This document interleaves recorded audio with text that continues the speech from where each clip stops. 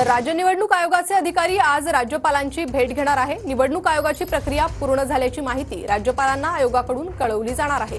सोबतच निवडून आलेल्या आमदारांची यादी राज्यपालांना सादर केली जाईल। त्यानंतर राज्यपालांकडून 15वी विधानसभा अस्तित्वात आल्याचं नोटिफिकेशन काढत सरकार स्थापनेची प्रक्रिया सुरू करणार आहे। तर निवडणूक आयोगाची प्रक्रिया पूर्ण झाल्याची माहिती राज्यपालांना देण्यात येईल।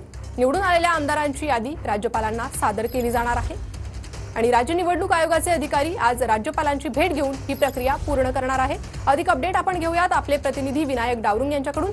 विनायक, काय अधिक माहिती आहे?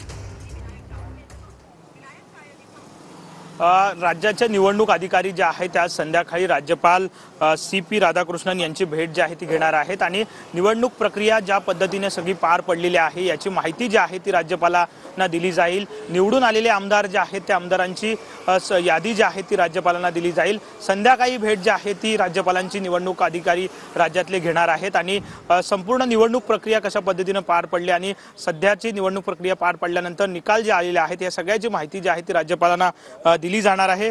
राज्यपालांकडून 15वी विधानसभा अस्तित्वात आल्याचं नोटिफिकेशन जे आहे ते त्यानंतर काढलं जाईल आणि सरकार स्थापनेसाठी जो सिंगल लार्जेस्ट मोठी पार्टी जी आहे त्याला बोलवलं जाईल। त्यामुळे ही प्रक्रिया जी आहे ती राज्यातली आता सरकार स्थापनेची सुरू झालेली आपल्याला पाहायला मिळते। महायुतीचे आकडे जे आहेत ते सरकार स्थापनेसाठी पुरेसे असलेले आपल्याला दिसून येत आहेत।